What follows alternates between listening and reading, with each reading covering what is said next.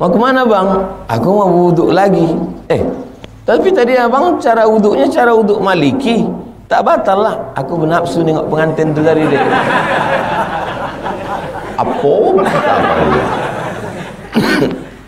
Ada laki-laki minum racun, saking tak tahannya direpet bininya.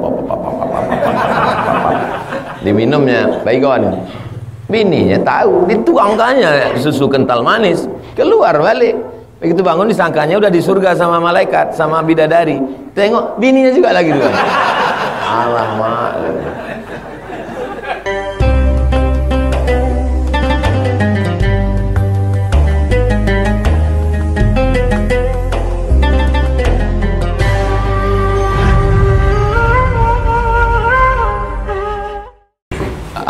Datang seorang laki-laki melaporkan anaknya kepada Umar bin Khattab. Wahai Umar, tolong cambuk anak ini. Anak ini anak durhaka. Umar bin Khattab orangnya bijaksana. Ditanyanya anak ini, kenapa kau durhaka? Lalu anak ini bertanya balik kepada Umar, kami ini sebagai anak punya hak enggak terhadap orang tua kami? Kau punya hak. Apa hak kami? Pertama, mak kau baik. Yang kedua, nama kau baik. Yang ketiga, makanan kau baik. Kata anaknya, aku tiga-tiga tak baik. Makku budak hamba sahaya, perempuan yang tak baik. Nama aku pun dikasihnya nama tak baik. Dikasihnya nama anaknya Kumbang. Kumbang yang dalam kayu. Yang ketiga, makanan pun tak baik. Emak tak baik, nama tak baik, makananku pun tak baik. Apa kata Umar kepada ayahnya? Laqad aqaqtahu qabla an ya'uqqa alaik. Kau lebih dulu durhaka kepada anakmu sebelum anak kau ini durhaka sama kau. Jadi selama ini kan selalu orang nyebut anak durhaka, anak durhaka. Rupanya ada ayah durhaka dengan emak durhaka. Kenapa anak itu bisa begitu? Jadi memang banyak sekali perbuatan Allah yang kita tak paham. Orang berzina, minum khamar, mabuk, menunjukkan dirinya buat dosa mujahir. Kalau anaknya baik,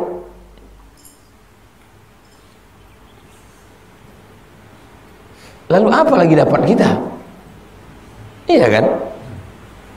Coba pikir-pikir. Coba antum pikir-pikir dulu. Ada orang pezina, pemabuk, pejudi, pemakai narkoba, angkuh sombong. Tahu-tahu anaknya baik. Anaknya penghafal Quran. Terus apa lagi dapat kita? Paham itu kan?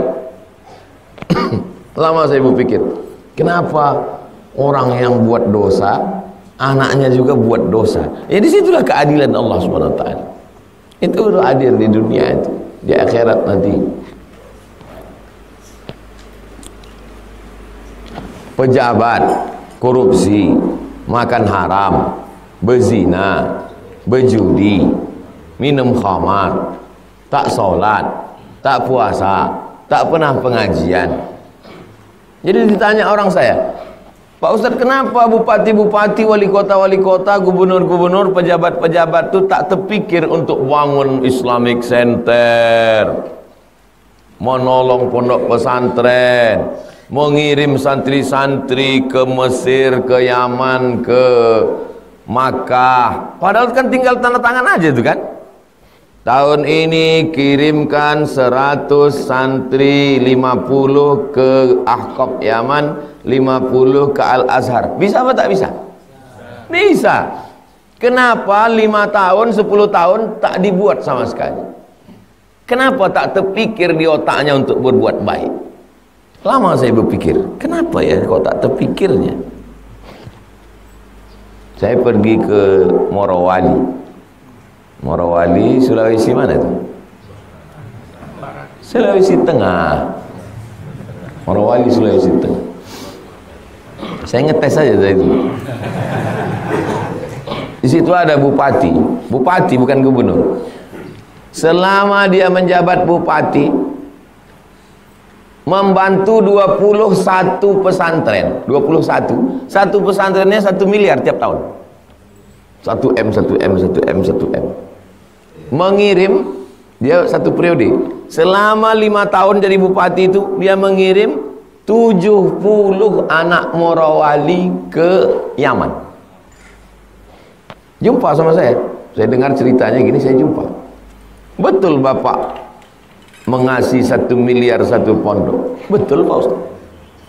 Nggak ditangkap KPK, dipanggil saya. Nggak takut Bapak? Untuk apa saya takut? Orang duit negara kok, bukan untuk saya. Saya mengembalikan ke masyarakat kok. Terus waktu ditanya, apa Bapak jawab? Mencerdaskan anak bangsa, tanggung jawab negara. Terus Bapak kirim 70, iya. 70 orang Bapak kirim ke Yaman. 70 Pak Ustaz. Bisa dikirim. Lama saya terpikir, kok bupati-bupati lain tak terpikir macam Bapak? Enggak tahu saya Pak Ustaz. Rupanya setelah saya cerita-cerita, Ustaz tahu bupati yang Ustaz ngirim 70 yang 21 pondok itu ya, rumahnya pun dari kayu Pak Ustaz. Dah selesai sama dia dunia ini Pak Ustaz. Tamat pesantren dia, tamat SMA Pak Ustaz. Barulah saya paham kenapa bupati, gubernur, wali kota yang korupsi, yang makan haram, yang berjudi, yang berzina tak terpikir untuk membuat program ini. Kenapa? Karena kalau yang berjudi, yang berzina, yang korupsi, yang makan haram buat itu juga, kan masuk surga dia kan? Terus siapa yang ngisi neraka tuh? Iya kan? Kalau bupati yang korupsi, yang makan haram, yang tebar pesona, yang bagi-bagi duit, yang berzina, yang makan haram, yang pakai sabu, pakai narkoba, mengirim juga 70 dan bantu pondok juga, terus dia masuk surga. Masa orang ini sama tempatnya di akhirat? Pas masuk, kau dari Morawali? Iya. Kau yang baik itu ya? Aku tak baik, masuk juga. Situlah keadilan Allah. Paham tak antum yang saya cakapkan? Itu salah satu keadilan Allah. Orang yang makan haram, nengok haram, dengar haram, pikir haram, tidak pernah di otaknya terpikir mau berbuat baik. Saya 2 periode menjabat Pak Ustadz, kenapalah saya tak jumpa sama Ustadz ya? Tak terpikir saya mau buat ini, tak terpikir saya nolong ini. Jadi apalah kerja Bapak selama 10 tahun itu, kesana kemari, kesana kemari, kesana kemari, tiba-tiba habis saja Pak Ustaz. Emang hebat Allah tu buat sesuatu. Wa makaru, wa makarullah. Mereka buat tipu daya, dibalas Allah. Wallahu khairul makirin. Adakah cara berwuduk yang jika kita bersentuhan dengan istri tidak batal? Wuduk mazhab Maliki, mazhab Syafi'i, air kepala sama air telinga lain. Air kepala lain, air telinga lain. Mazhab Syafi'i, asal 3 helai aja kena sah. Ambil air, mau di sini, mau di sini, mau di sini. Sudah bersisir, sudah rapi, mau pergi undangan, takut rusak. Apa? Ambil belakang segitu. Mazhab Syafi'i. Kalau mazhab Maliki, basahkan tangan nih, basah, ditarik dari depan ini ke belakang, maju lagi ke depan, masuk ke telinga. 1 kali. Mazhab Maliki. Kalau antum pakai wuduk pakai cara Maliki tadi, antum berwuduk dari rumah macam itu, tidak terkentut, bersentuhan dengan orang di hotel, selamat menempuh hidup baru, kena ujung jari perempuan tu, atau jumpa sama orang tersentuh, habis itu antum sholat zuhur di Masjid Ar-Rahman, sah. Karena cara wuduknya cara mazhab Maliki. Karena mazhab Maliki tidak batal kalau tidak bernafas. Mau kemana bang? Aku mau wuduk lagi. Tapi tadi abang cara wuduknya cara wuduk Maliki. Tak batal lah. Aku bernafsu nengok pengantin tu tadi dia. Apa?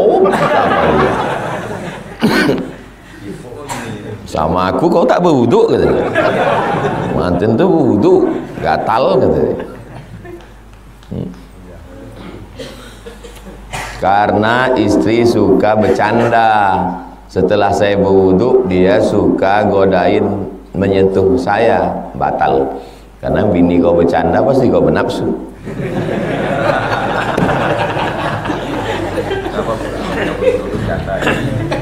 Kenapa pula lah kalian bercanda masalah wudhu? Begitu banyak canda lain. Dari kecil anak sudah sholat jamaah, disekolahkan ke pesantren. Sekarang udah kuliah, bangun subuh pun susah. Seakan dia tak peduli dengan kewajiban sholat. Tiap malam begadang, dinasehati, marah. Apakah tanggung jawab kami sebagai orang tua sudah lepas? Tak lepas.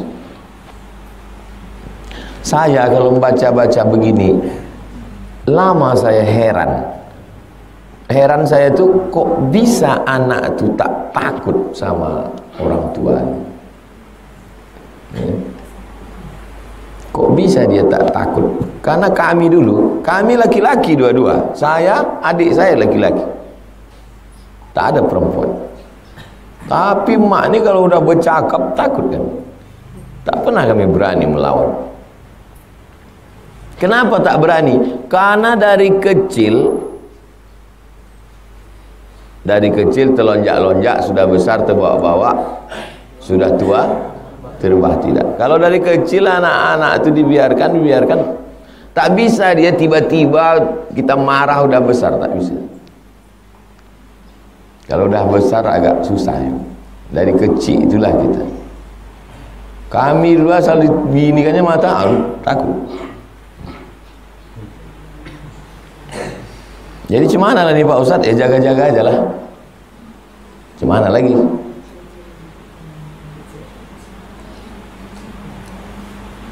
Tiap malam begadang, dinasehati marah.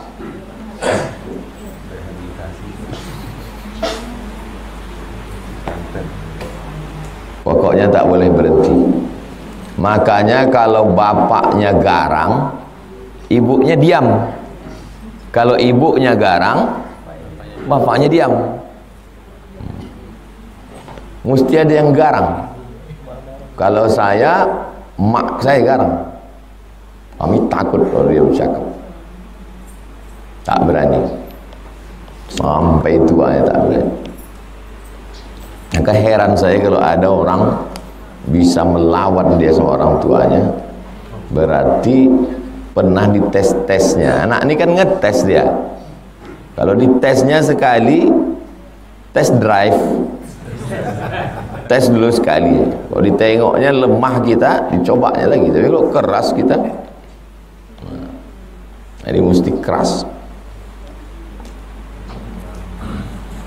Jadi kalau sudah terjadi macam ini, pokoknya tidak berhenti bercakap. Kau jangan begadang, kau jangan ini, kau jangan. Tegas. Tegas. Tegas, konsisten. Kau kalau begadang, jangan kau balik ke rumah ni, tak aku kasih kau duit belanja. Tapi kalau udah bercakap begitu, jangan kasih lagi. Ini pergi dia merajuk 2 hari, baliklah nak. Asal udah ditesnya sekali, kalah kita, udah tahu dia. Lah kau paling 2 hari kau tahan gitu kan. Kalau mak saya kalau udah tidak tu tidak. Kau kalau tak sembayang, kalau sekali kau bertandang tidur, jangan kau balik lagi. Tak ada orang mati bawa anak. Itu cakap dia tu saya pegang. Tak ada orang mati bawa anak. Tak berani kan? Takut kan? Apa dibawakannya ke ustad, ke adik ustad? Ada dibawakannya cambuk? Tak ada cambuk. Pakai lidi? Tak ada pakai lidi. Pakai rotan? Tak ada pakai rotan. Terus parang panjang segini.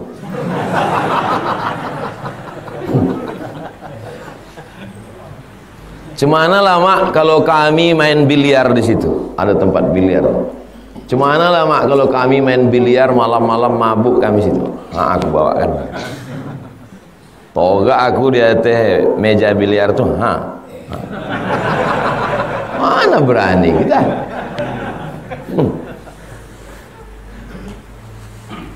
Betul kata orang, di balik anak-anak itu ada ibu. Kalau ibunya tegas, kalau ibu termasuk orang yang lemah tak sanggup, serahkan ke ayah.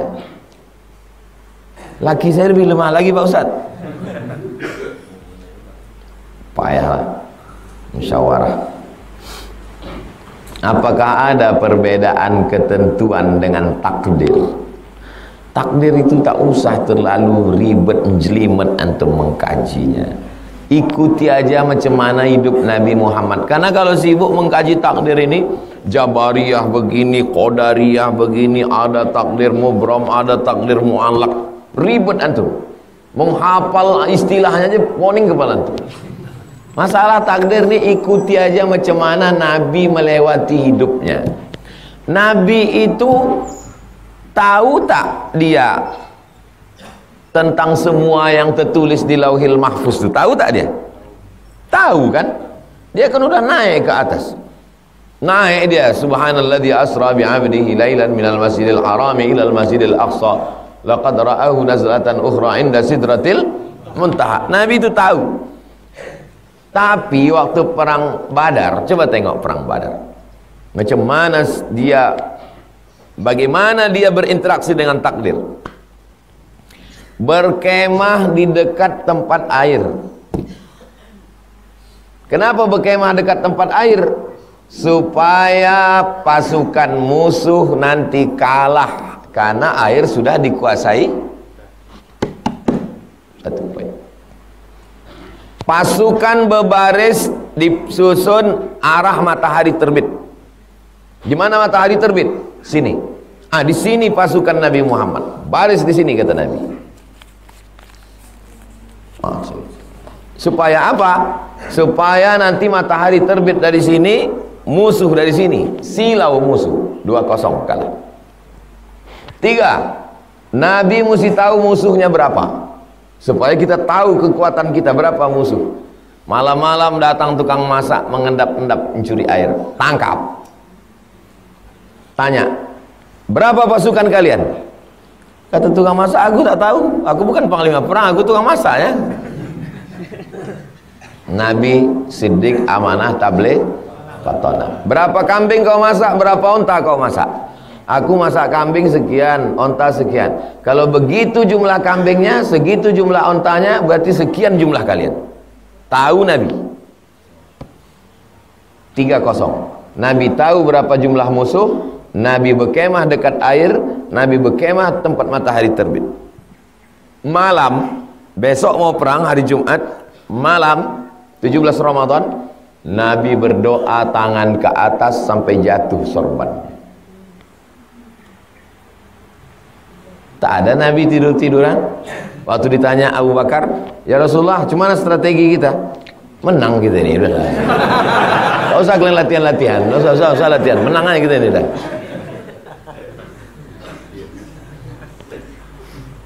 Paham? Takdir itu serahkan urusan Allah, kita berstrategi. Apa yang mesti kita lakukan? Berstrategi.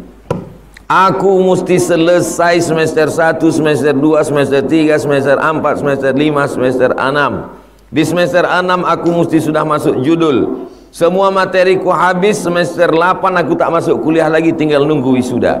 Di semester 8 ni aku sudah berpikir tentang tesis S2, aku mesti daftar S2. Begitu. Saya begitu sampai di Mesir udah main otak nih. Aku mesti S1. Saya tengok ada disertasi tebal. S2, tesis S2 orang Riau di Sudan. Nanti aku S2 ke Sudan. Pokoknya aku mesti selesai S1, S2, S3. nanti aku bawa ijazah nih ke Brunei, ke Malaysia, aku mesti jadi dosen. Berpikir begitu.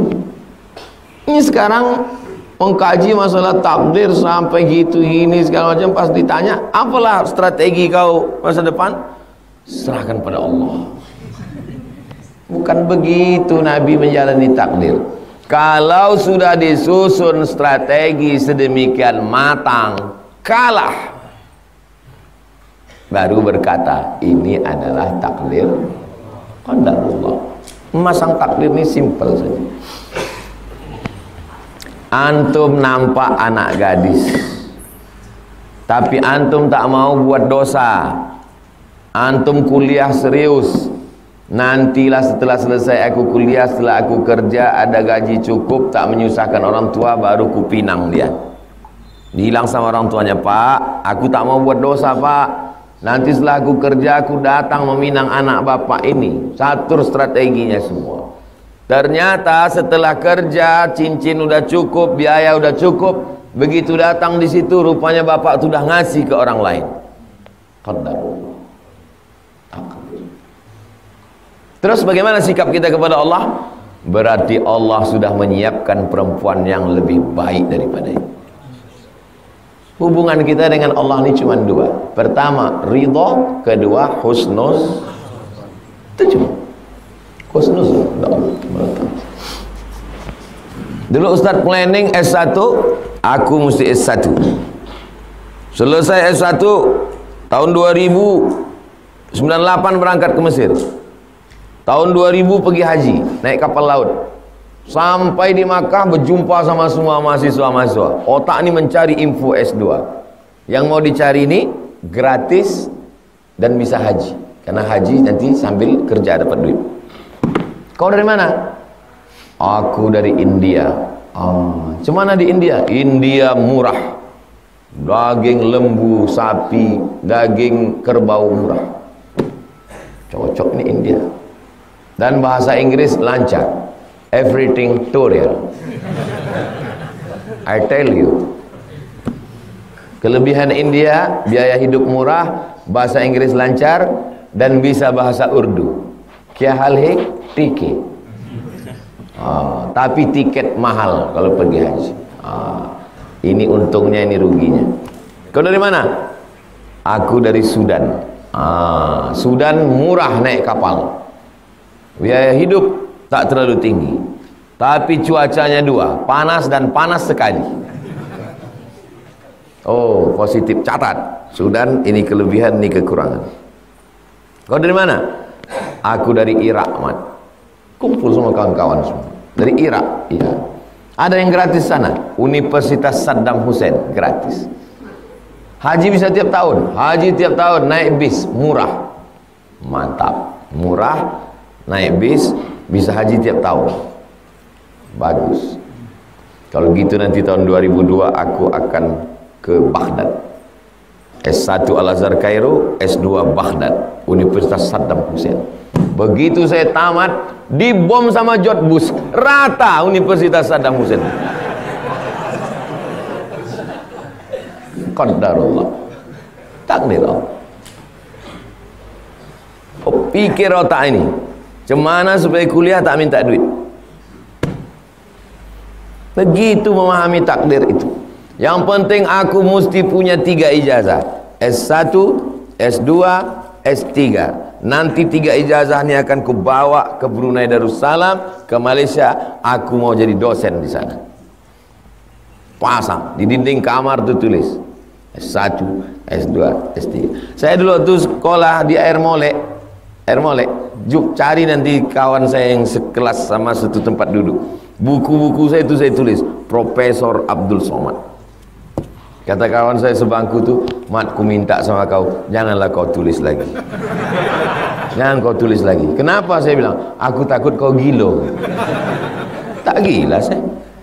Sehat saya sampai sekarang. Nanti pergi ke Air Molek, cari Madrasah Aliyah Nurul Falah. Mana asrama Ustaz Somad, cari mana kawan Ustaz sekelas yang sebangku dulu. Betul Ustaz itu menulis bukunya Profesor Abdul Somad. Tercapai, alhamdulillah. Tak tercapai, Apakah tercapai yang macam Ustaz cita-citakan? Tidak. S1 dulu, S2 dulu, disuruh mak pulang, habis itu baru pergi pula S3, sempat dulu masuk ke suku Talang Mamak, ke suku Akit, ke Bagan Benio. Ternyata rencana Allah jauh lebih indah. Coba kalau dulu macam rencana saya, S1, S2, S3, dosen. Cumanalah hidup saya sekarang? Rumah, kampus, rumah, kampus, rumah, kampus, mati. Rencana Allah jauh lebih indah.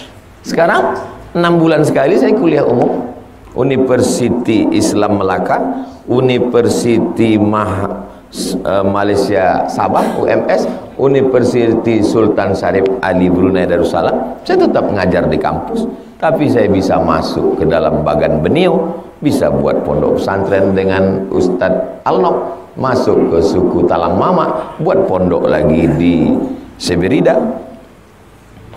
Lebih berwarna, lebih indah, bisa tabligh akbar, bisa ke musola, bisa ke masjid, bisa endorse calon gubernur.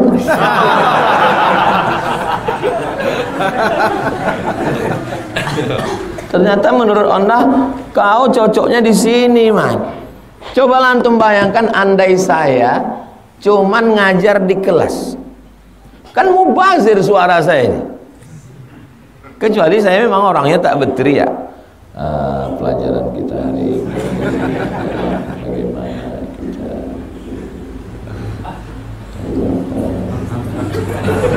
itu memang cocok di kelas. Kira-kira yang indah itu rencana saya atau rencana Allah? Rencana Allah jauh lebih indah. Tapi kita mesti punya rencana. Jangan nanti pas ditanya, apalah rencana kau? Rencana Allah jauh lebih indah.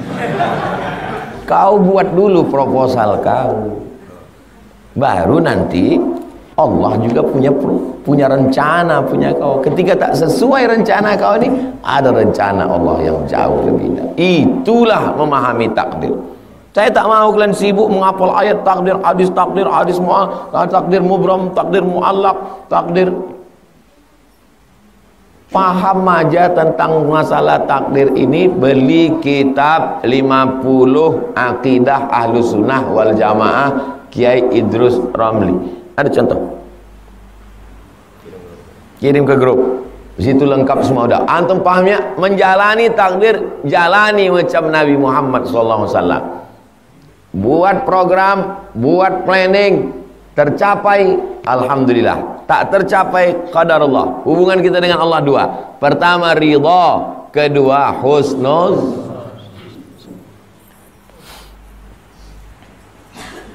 Kematian apakah ketentuan atau takdir?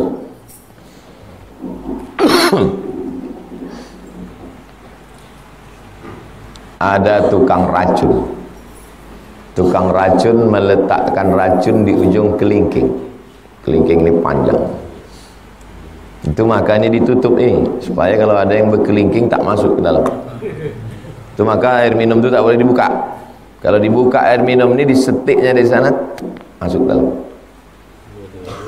Kalau udah masuk dia di dalam, racun itu di atas. Nah, maka diginikan jari kita, tak nampak bayang-bayang. Masih nampak. Nampak bayang-bayang jari dia kan? Nampak kan? Tukang racun ini meracun 3 kali. Ku setik sekali, tak. Pas mau diminumnya, berbunyi handphonenya. Ya sebentar, tak jadi minum. Pasang 2 kali, tak. Tersenggol. Pasang 3 kali, tiba-tiba dia dipanggil orang ke meja lain, ditinggalkan. Berkumpul semua orang di dunia ini mau mematikan kau. Kalau tidak mati, kata Allah, tak mati. Kalau belum mati, tertulis di Lauhil Mahfuz takkan mati. Diminum baygon itu satu ini, terbuntang biji mata putih. Terbangun, tak mati. Dituangkan orang susu kaleng. Ini baygon. Coba antum tuangkan susu kaleng. Baygonnya tumpah, tinggal susu kaleng dalam kan? Kalau ada orang minum racun, antum tuangkan aja susu kental manis itu sebanyak-banyaknya, keluar lagi racun. Ada laki-laki minum racun, saking tak tahannya direpet bininya, diminumnya, baygon.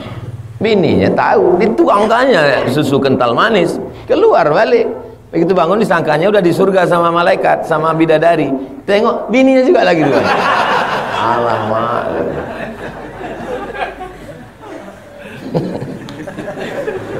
Tak mati kata Allah. Dia ambil tali mau bunuh diri, berat kali dia melompat, bukan dia mati, tiang tu patah. Tak mati kata Allah. Ada takdir tu bisa memilih, ada takdir tak bisa memilih. Saya baru pulang dari Rengat. Pas di Rengat itu ada anak kecil kelas 5 SD. Ustadz, agama itu takdir atau tidak? Terkejut. Kelas berapa kau? Kelas 5 SD. Canggih-canggih anak sekarang. Saya kelas 5 SD itu tak tahu saya tentang agama, tentang takdir.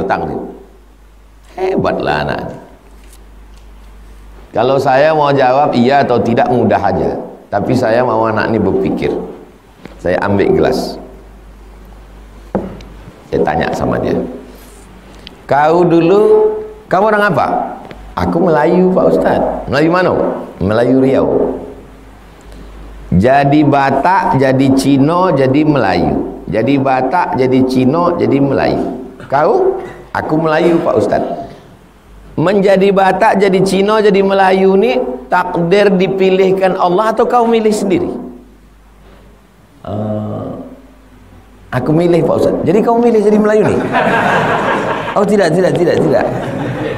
Jadi kau tak bisa milih? Tidak. Siapa milihkan? Allah milihkan. Jadi kau jadi Melayu ni dipilihkan Allah. Iya. Berarti kau tak punya kuasa untuk milih? Tak bisa Pak Ustaz. Okey. Berarti suku tak bisa milih ya? Tak bisa. Okey. Sekarang agama. Agama Islam, agama tak Islam, agama tak Islam, agama tak Islam. Kau bisa memilih atau tak memilih? Gunakan telinga, dengar baik-baik, pandang mata, tengok baik-baik, gunakan akal, pikir baik-baik, gunakan hati, renang baik. Habis itu kau pilih antara tiga. Kau bisa memilih atau tak bisa milih? Bisa Pak Ustaz. Jadi kalau begitu agama tu milih atau tak milih? Milih Pak Ustaz. Kalau suku milih apa tak milih? Tak milih Pak Ustaz. Anaknya yang belum jawab, mak ayahnya mengangguk. Oh. Susah saya menjawab anak saya ini Pak Ustaz. Anak-anak itu jangan dijawab iya atau tidak. Biarkan dia menjawab sendiri. Kalau kebetulan dapat anak yang cerdas macam itu. Kalau tak dapat cerdas, paling minta es krim, lato-lato. Syukurlah, tak susah kali jawab. Mohon doanya semoga anak saya bisa masuk aliyah pesantren Ma'had Az-Zahra. Masukkan, ikuti pendaftaran untuk tahun ajaran 2020. Tengok infonya, jangan nanti udah terlambat baru menghubungi saya. Saya tak bisa ngasih syafaat.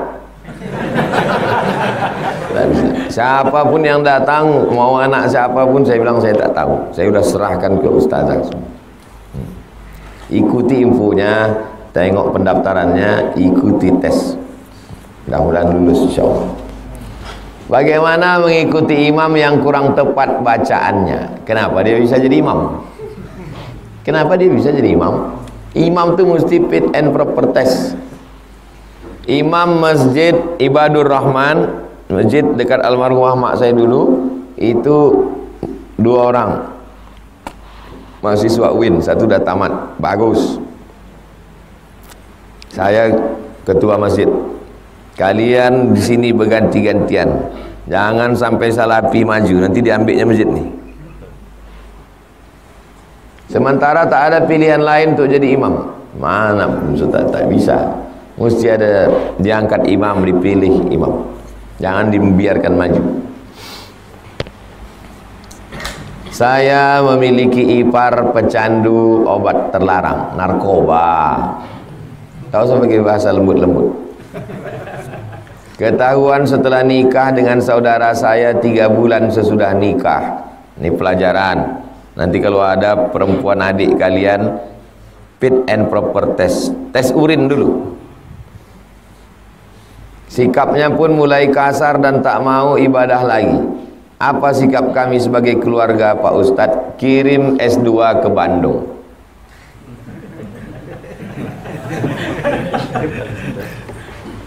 Jangan malu, bawakan, karena ini pecandu narkoba tak bisa diruqyah. Wa idzu ka bi kalimatillahi tammati min kulli syaitani wa hammin, tak bisa. Pecandu narkoba tak bisa dimarahi, dihamuk tak bisa. Dia mesti rehabilitasi. Sekolahkan S2 ke Bandung, namanya Badan Narkotika Nasional. Insya Allah 6 bulan sehat, pulang jaga baik-baik. Karena mau dihamuk pun anak kita tak gadis lagi. Siap rupanya punya anak kemanakan jadi janda. Ada rupanya kawan kuliah dulu yang selalu menyanyikan lagu Kutunggu Jandamu. Kan tidak. Marah-marah rupanya selesai masalah. Kalau ku tahu kau dulu pecandu narkoba, tak ku terima kau. Balik rupanya anak kita jadi gadis lagi. Tidak menyelesaikan masalah, mengamuk ini. Oh, ngamuk kita sama dia. Ya, orang akal dia udah kena. Nyanyi dia, Papa jangan marah, marah. Katanya, apa tak mau ngamuk kita? Orang dia sakau. Nah, kumpulkan duit sama keluarga dia, bersama-sama sembuhkan.